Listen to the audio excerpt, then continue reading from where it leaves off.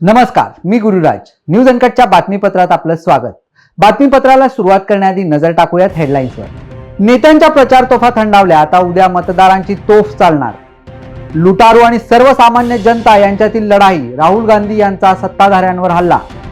महिला, युवक, शेतकऱ्यांची बिकट अवस्था असेल तर सत्ताधारी कोणासाठी राज्य चालवतात, शरद पवारांचा सवाल. आणि माजी गृहमंत्री अनिल देशमुख यांच्यावर हल्ला, डोक्याला गंभीर दुखापत. आता पाहूयात बातम्या विस्ताराने. राज्यातील विधानसभा निवडणुकीसाठी 288 जागांसाठी मागील 20 दिवसांपासून सुरू असलेल्या प्रचाराच्या तोफा सोमवारी संध्याकाळी 5 वाजता थंडावल्या असून आता बुधवारी मतांची तोफ मतदारांच्या हाती येणार आहे.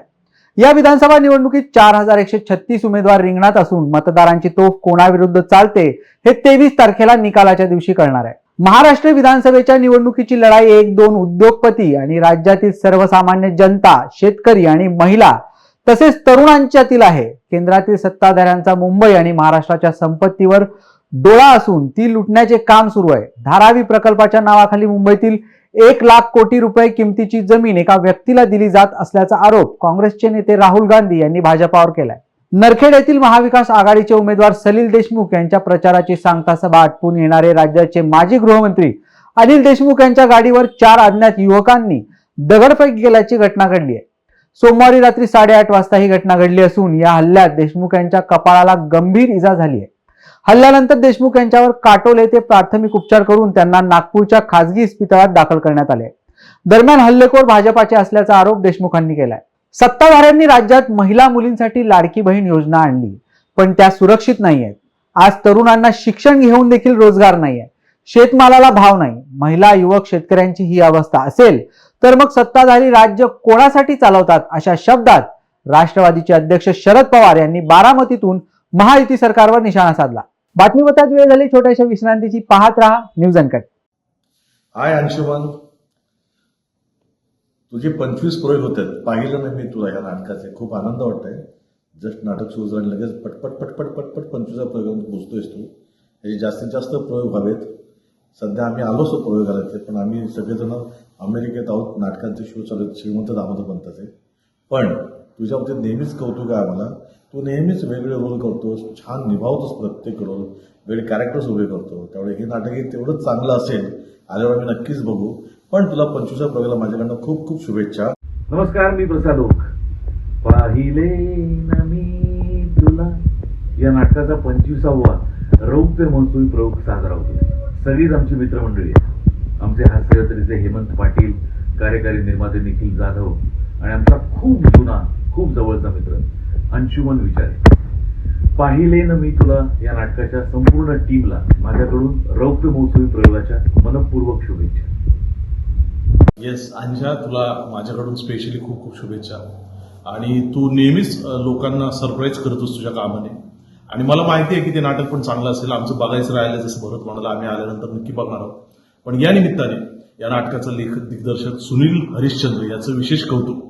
कारण खूप होतकरू आणि खूप वेगळ्या दमाचा लेखक दिग्दर्शक आहे तो. या नाटकाच्या निमित्ताने लोकांसमोर आलेला आहे. त्याचबरोबर यातले कलाकार सगळे आमचे मित्रच आहेत. हेमंत पाटील असेल किंवा सुवेदा असेल आणि अंशा, म्हणजे आमचा अंशुमन विचारे. या तिघांचं हे नाटक पाहिले ना मी तुला याचा 25वा प्रयोग साजरा होतोय. त्याबद्दल माझ्याकडून तुला मनापासून खूप खूप खूप खूप शुभेच्छा. विश्रांतीनंतर पाहूयात उर्वरित बातमीपत्र. राजीव गांधी पंतप्रधान असताना अनेक प्रकल्पाची कामे आपल्याला मिळाल्याचे उद्योगपती अडाणी यांनी म्हटले होते. राजस्थान, तेलंगणा, छत्तीसगडमध्ये कोट्यावधी रुपयांची कंत्राटे अदानींना काँग्रेसच्या काळातच मिळाली असून तिथे ते त्यांना गोड वाटतात आणि इथे महाराष्ट्रात नियमानुसार त्यांना कंत्राट मिळाले तर टीका का करता, असा सवाल भाजपाचे राष्ट्रीय सरचिटणीस विनोद तावडे यांनी राहुल गांधी यांना केलाय. काँग्रेसद्वारे शेतकऱ्यांना निवडणुकीच्या तोंडावर खोटी आश्वासनं देण्यात येत असून सोयाबीनला 7,000 रुपये भाव देऊ असे सांगितले जात आहे. सोयाबीनला काँग्रेस शासित राज्यांमध्ये केवळ 3800 रुपये भाव शेतकऱ्यांना मिळत असून काँग्रेस 7,000चा भाव आपल्याच राज्यात देऊ शकत नसेल तर महाराष्ट्रात कसा देणार, असा सवाल करताना काँग्रेसची आश्वासने फक्त निवडणुकीपुरती असतात हे आता लोकांच्या लक्षात आल्याचा आरोप उपमुख्यमंत्री देवेंद्र फडणवीस यांनी वर्ध्यात बोलताना केलाय.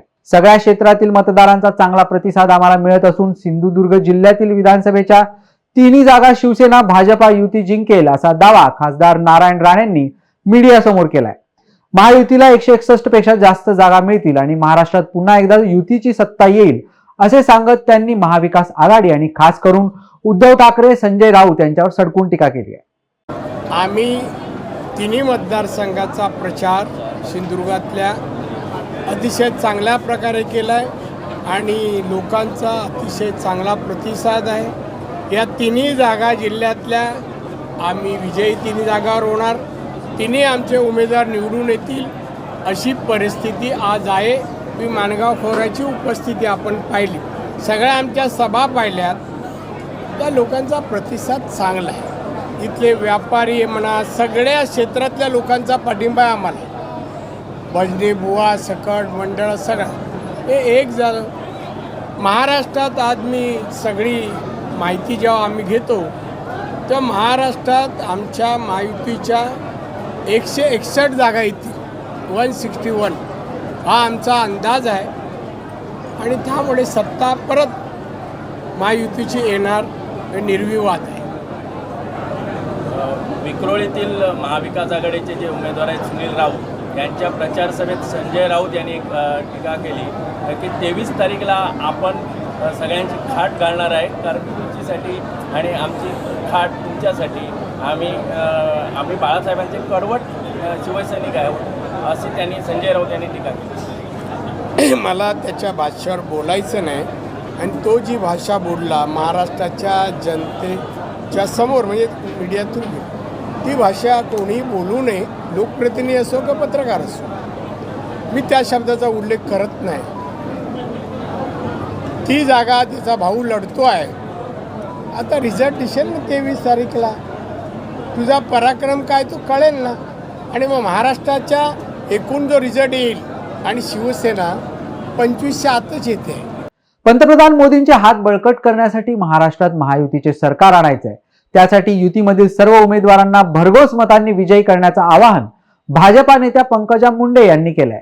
त्या घनसावंगी विधानसभा मतदारसंघाचे महायुतीचे उमेदवार हिकमत उडाण यांच्या प्रचारार्थ आयोजित सभेत बोलत होत्या. आगे बढ़ण्यासाठी ते विजयी झाले पाहिजे.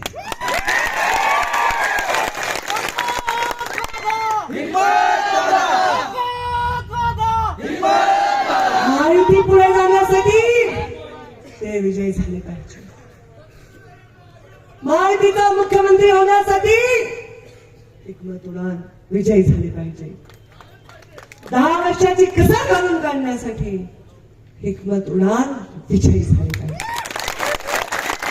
त्यामुळे तुम्ही सर्व एक वज्रमूठ तयार करा आणि त्यांच्या पाठीशी आपले आशीर्वाद उभे करा असं आवाहन मी आपल्या सगळ्यांना करते. आचारसंहितेचा वेळ संपत आलेला आहे म्हणून मी माझ्या वाणीला विराम देते. धन्यवाद. जय. अर्जुनी मोरगाव विधानसभा क्षेत्राचे महायुतीचे उमेदवार माजी मंत्री राजकुमार बडोले यांच्या प्रचारासाठी केंद्रीय मंत्री नितीन गडकरी आणि खासदार प्रफुल्ल पटेल यांनी सभा घेत बडोले यांना निवडून देण्याचं आवाहन केलंय.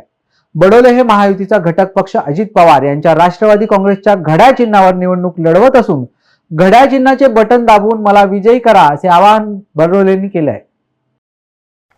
आणि तो उमेदवार जो आहे तो खऱ्या अर्थाने राजकुमार बडोलेच्या रूपाने उच्च विद्या विभूषित इंजिनियर, दलित पीडित शोषित समाजाकरता काम करणारा, सगळ्या समाजाला न्याय देणारा, जातीपातीचं विष न कालवणारा आणि माझं व्यक्तिगत प्रेम ज्या कार्यकर्त्यांवर आहे त्यातला विशेष रूपाने राजकुमार बडोले एक आहे. म्हणून मी आज प्रफुल्लबाईं मी मुंबईवरून आलो आज. मला आज पश्चिम महाराष्ट्रात जायला सांगितलं होतं. मी म्हटलं नाही, मला जायचं आहे.